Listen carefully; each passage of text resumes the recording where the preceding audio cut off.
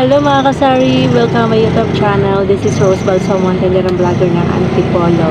Kaya today is February 7 na tayo. So mayroon tayong i-update sa ating tindahan na kunting grocery na dagdag natin dito kasi nga pinaikot-ikot lang natin ang ating benta. So ayan. Yun nga, naka-worth 1,500 ako mga kasari. So yun, gusto ko lang i-click sa inyo yung mga fast moving na chicharis sa kapitan. So ayan. Ito nga, ano ko lang siya na ito. Ay mga kasari. Ito yung natin. Process natin. And ayan yan, before. So ayan, marami ko din sa ilalim mga kasari. So ayan nga. Flex lang natin kasi nga ang ating tindahan is walang alak at sigarilyo. So ayan, napakaganda pala mga kasari. Pag ikaw wala. Kaya nakakatuwa lang kasi pag wala tayong utang sa araw-araw na aminin natin na meron din tayong inuutangan. So katulad ko mga kasari, meron din akong utangan na dati, last year ng mga lending, ayan. So naspasubo ko dun kasi kailangan nga din namin yun dahil nga sa paggawa ng motor namin dahil laging sira. So napakapangit din pala noon na may hinuhulugan tayo araw-araw. Nagtiis ako ng mga kasari kasi nga sobrang kailangan lang talaga namin dahil pampagawa na namin ng motor at the same time mayroon kaming pambili din dito sa aming tindahan kasi talagang sunod-sunod yung aming yung problema namin sa sa financial. So tindahan na yung pinagkahugutan namin ng kinukuhaan namin ng financial sa araw-araw.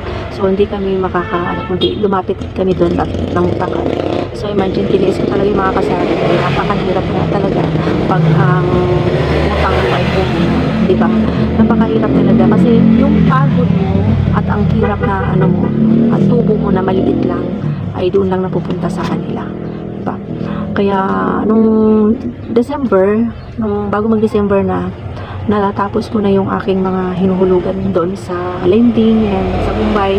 Ayan, kasi nga sa tulong ng Panginoon ay talaga pinag-pray ko na talaga matapos yung ganun. Kasi talagang mga kasari, pagod ka na, wala talaga kami sa kanya lang. Kasi araw-araw, parang naglaan ako ng trabaho ako para doon sa binabayaran namin sa lending ngayon. So yan, sa awa ng Diyos natapos namin yon. At ngayon, nagsimula kami ngayon ng panibagong ipon. Talagang napakasarap pala talaga sa pakiramdam na wala kang iniisip na bayaran. So ang ginawa ko ngayon mga kasari is na pagbebenta ko ngayon or iniipon-ipon ko yun. So yun, saka ko siya irurong pinamimili ko na agad sa aking mga paninda dito sa aking tindahan. So yun nga, kasi wala naman akong alak at sigarilyo. So marami akong nabibili sa aking tindahan dahil mga lang naman talaga mga pagkain sa araw-araw na needs na mga natin, mga paninda natin. So yun talaga, marami nabibili kasi wala na tayong alak, wala na tayong sigarilyo. So mas malaki yung na bibili mo. Kaya ayun mga kasari, napakasarap lang talaga kung hanggat maaari talaga wala tayong sa mga ganun na lending at saka Mumbai. Kasi ranas ko na po yan. Buti na lang talaga sa cover talaga ng Panginoon at hinawakan ng Panginoon na kantindahan is hindi ako nagsara. Kasi talaga yung inano ko talaga yan na Lord, tulungan mo ako na ma-absorb ko talaga yung tindahan ko. Ayun. Ngayon talagang praise the Lord, talagang ko yung tindahan ko na puno ko na ulit yan.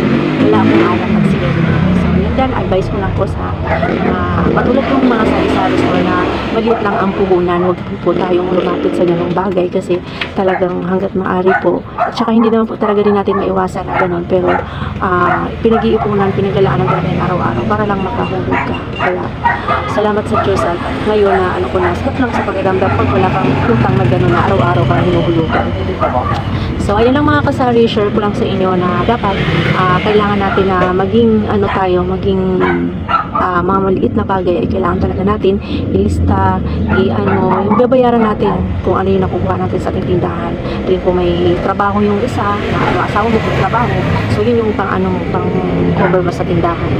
So ayun lang at yun lang ang share ko lang talaga sa inyo na wag po tayo mangungutang talaga dyan dahil ranas ko po talaga yun. At sa tulong ng Panginoon, natapos ko na po yun at panibago ngayong 2024 ay mag-start at nagsimula na kami ulit. So ayun pa sure to say that napaka-ingay na dito sa kalsada namin. So, yun lang.